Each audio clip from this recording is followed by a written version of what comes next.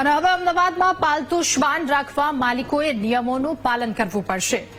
શ્વાન રાખવાના નિયમો વધુ કડક બનશે. શહેરમાં જાહેર સ્થળો પર પાલતુ શ્વાનને લઈ જવા પર નિયંત્રણ મૂકવામાં આવશે. સોસાયટી કે એપાર્ટમેન્ટમાં શ્વાન પાળવા હશે તો માલિકોની જવાબદારી નક્કી કરવામાં આવશે. હવે પેટ ડોગ રજીસ્ટ્રેશનની સાથે લાયસન્સ પણ ફરજિયાત કરવામાં આવશે. તો જાહેર સ્થળો પર શ્વાનને લઈ જતા સમયે ડોગના મોં પર માસ્ક બાંધવા પડશે.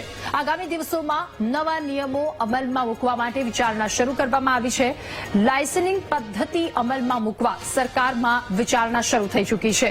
ત્યારે યુનિક આઈડી જનરેટ પણ કરવામાં આવશે, સાથે ચીપ પણ જનરેટ કરવામાં આવશે. કડક નિયમો કરવામાં આવ્યા છે. મ્યુનિસિપલ કોર્પોરેશન દ્વારા જેમ કેટલ પોલિસી 2023નો શહેરમાં અસરકારક અમલ થયો અને આ એક મુશ્કેલી શહેરીજનોને દૂર થઈ, એ ધોરણે આમાં પણ કામ કરવું મ્યુનિસિપલ કોર્પોરેશન માટે જરૂરી બનેલ છે. અને એ દિશામાં આની શરૂઆત આપણે પેટ ડોગ્સ રજીસ્ટ્રેશનથી કરેલી હતી. આ રજીસ્ટ્રેશન થયા બાદ એમાં RFID માઇક્રોચિપિંગ અને એનો કોલર બેલ્ટ, જેમાં એક યુનિક આઈડી નંબર એને આપવામાં આવે, એ પદ્ધતિ અનુસરવા માંગીએ છીએ. અને જેના ઉપર એ ડોગ ઓનર્સ દ્વારા એની પેટ ઓનર્સ રિસ્પોન્સિબિલિટી નિભાવે, દર વર્ષે એનું વેક્સિનેશન કરાવે, ડોગનું રેગ્યુલરલી હેલ્થ ચેકઅપ થાય, આસપાસવાળાને કોઈ ન્યુસન્સ કે ગંદકી અથવા તો કોઈ તકલીફ ન પડે એની દરકાર કરવામાં આવે.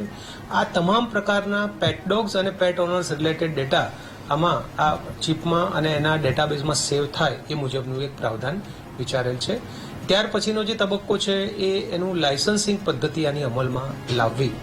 ગઈકાલે ઘટના ઘટી એ ખૂબ જ વખોડી કાઢાય એવી ઘટના હતી. અમારા ભાઈ ફ્લેટમાં કૂતરા હોય છે, તો એનો જે માલિક હોય છે એને પણ અમે કહીએ છીએ કે ભાઈ એમને જ્યારે નીચે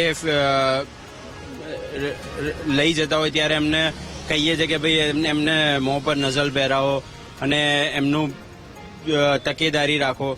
કેમ કે આપણે બહાર બી કૂતરાઓ ફરતા હોય છે ત્યારે એમનું બી રજીસ્ટ્રેશન કરાવવું જોઈએ અને AMCએ પણ એનું ધ્યાન રાખવું જોઈએ કે ભાઈ આવા જે ડેન્જરસ જે કૂતરા હોય એમનું ટાઈમે ટાઈમે એમની દવાઓ આ તે જે બી હોય એ બધું પ્રોપર રીતે કરાવવું જોઈએ. ઘટના તો બહુ વખોડી નખાય એવી છે. હવે વસ્તુ સમજો, તમારો શોખ છે કે તમે કૂતરાને રાખો છો, રાખવામાં કોઈ પ્રોબ્લેમ નથી. હવે સવારના તમે મોર્નિંગ વોક કરવા જાઓ, હવે જયારે બીજી આમ પબ્લિક બી ત્યાં મોર્નિંગ વોક કરવા આવી હોય છે, હવે તમે જર્મન શેફર્ડ ને એવા બધા કૂતરા રાખો અને જોડે લઈને નીકળો, હવે એના કારણે કોઈ બીજા નિર્દોષ વ્યક્તિ હોય એનો જીવ જાય, એ બહુ ખોટી વસ્તુ છે. એટલે તમારે જે તમને ભલે શોખ તમારે છે, તમે રાખો, કૂતરા રાખવા પાળવા એ કોઈ ખોટું નથી, પણ હવે એની તકેદારી રાખવી જોઈએ કે કોઈને કહીડે નહીં. તમે એવી જગ્યાએ જાઓ કે ક્યાંય કોઈ નોર્મલ એટલે નિર્દોષ વ્યક્તિ ત્યાં મોર્નિંગ વોક વખતે તમારે લઈને જવા જોઈએ. કોઈ બીજી આમ પબ્લિક હોય ત્યારે તમે લઈને ના જવા જોઈએ. આ તો તમારા શોખ માટે કોઈ નિર્દોષ વ્યક્તિના જીવ જાય એ બહુ ખોટું છે.